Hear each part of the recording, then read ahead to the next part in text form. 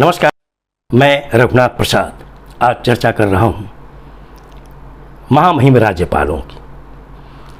हमारे जो महान स्वतंत्रता सेनानी थे, जो संविधान सभा के सदस्य थे, उन लोगों ने जो संविधान की रचना की, उसमें अंग्रेजी राज्य में जो गवर्नर का पद था उसको कायम रखा गया। अंग्रेजी राज्य में गवर्नर के पद को बहुत पावर था, लेकिन चूंकि यहाँ पर चुनी हुई सरकारों की व्यवस्था थी राज्यों में भी, फिर भी राज्यपाल के पद रखे गए, इस उम्मीद के साथ कि जो भी राज्यपाल होंगे वो निश्चित तौर पर चुनी हुई सरकार के साथ टकराव नहीं करेंगे और जनता के काम को रोका नहीं जाएगा।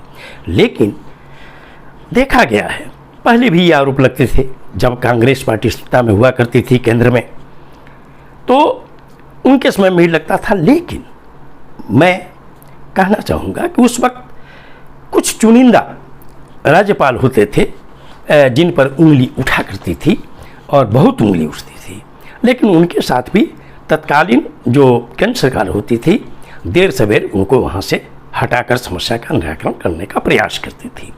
लेकिन अभी जो विगत 10 वर्षों का दौर है, हम लोग देख रहे हैं वैसे राज्यों में जहाँ भारतीय जनता पार्टी की सरकारें हैं या उनकी साथ सहयोगी पार्टियों के साथ जहाँ भारतीय जनता पार्टी सत्ता में है, वहाँ पर तो वहाँ के मुख्यमंत्री और सरकार के सारे लोग बहुत चैन से सरकार चला रहे हैं। जैसे गुजरात, मध्य प्रदेश, छत्तीसगढ़, राजस्थान, उत्तराखंड, गोवा, उत्तर प्रदेश, असम, त्रिपुरा, मणिपुर, अरुणाचल, हरियाणा, महाराष्ट्र, मेघालय, मिजोरम, पुदुचेरी, बिहार और आंध्र प्रदेश।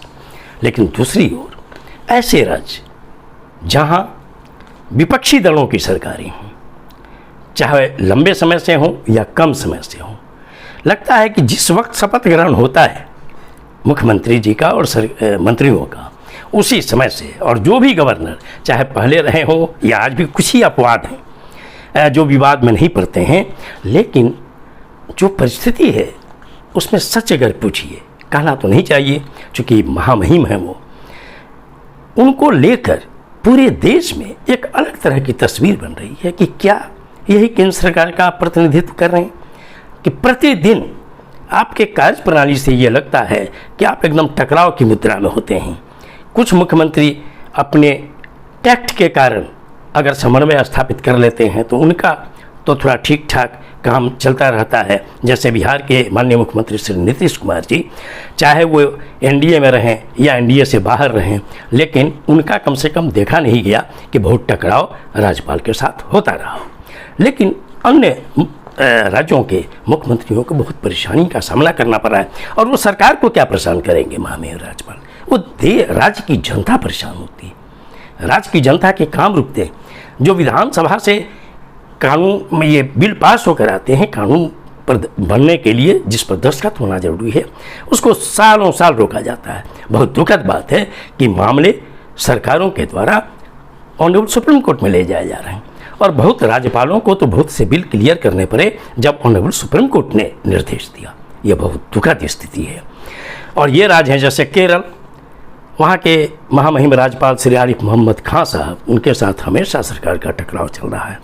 तमिलनाडु, जहाँ के राज्यपाल हैं श्री आर एन रवि, उनका भी लगातार टकराव चल रहा है। कर्नाटक अभी हाल में गए हैं श्री थावरचंद गहलोत, और अभी जाते जाते उन्होंने माननीय मुख्यमंत्री जी के विरुद्ध एक केस में अनुमति दे दी, और सरकार जब कैबिनेट से पास करके एक केंद्रीय मंत्री और 2-3 नेताओं के विरुद्ध अगर कह रही कि अनुमति दीजिए तो वो रोक कर रखे हुए हैं, वो विवाद में पड़ गए हैं। तेलंगाना, श्री जिष्णुदेव वर्मा, अभी तक इनके संबंध में विवाद की बातें सामने नहीं आ रही हैं। झारखंड में इनके पहले जो 2 महामहिम रहे वो काफ़ी विवाद में रहे, लेकिन अभी श्री संतोष गंगवार साहब अभी नए गए हैं, इसलिए अभी कोई विवाद की स्थिति नहीं आई है। लेकिन पंजाब में फिर श्री गुलाब चंद कटारिया हैं, वहाँ पर विवाद की स्थिति है। हिमाचल में तो देखा ही गया है कि काफ़ी विवाद की स्थिति पैदा हो रही है, श्री शिव प्रसाद शुक्ला साहब हैं। और दिल्ली में तो खैर कहिए ही नहीं, पूछिए ही नहीं कि वहाँ पर कोई भी लेफ्टिनेंट गवर्नर हो। अभी श्री वी.के. सक्सेना साहब हैं, इनके पहले भी जो भी स्थिति रही है, दिल्ली में तो लगता ही है कि डेली तकरार ही चल रहा है। मैं न केवल महामहिम राज्यपालों से अनुरोध करता हूँ, वरन भारत सरकार और माननीय गृह मंत्री जी से मुख्यतः निवेदन करता हूँ कि इस स्थिति को बदला जाए, क्योंकि यह देश की जनता में यह इसका बहुत गलत मैसेज जा रहा है कि जहाँ पर नॉन बीजेपी रूल्ड स्टेट है वहाँ के जो गवर्नर्स हैं वो बिलों को रोककर या किसी तरह से बहुत ज़्यादा जो संवैधानिक दायरा है वहाँ से भी बाहर निकलने की कोशिश करके किसी न किसी तरह से अगर चुनी हुई सरकार को परेशान करने का प्रयास कर रहे हैं तो इसको देखना चाहिए, ताकि संसदीय लोकतंत्र की खूबसूरती बहाल हो सके। तो इसी में हमारा लोकतंत्र जीवंत रहेगा। ये वीडियो आपको अच्छा लगा हो तो निश्चित तौर पर लाइक करें, शेयर करें। अब तक मेरे चैनल को आपने सब्सक्राइब नहीं किया, सब्सक्राइब करें, बेल आइकन को टच करें, ताकि मेरे हर आने वाले वीडियो का नोटिफिकेशन आपको तुरंत मिल जाए। आप सभी लोगों के लिए शुभकामनाएं। धन्यवाद। जय हिंद।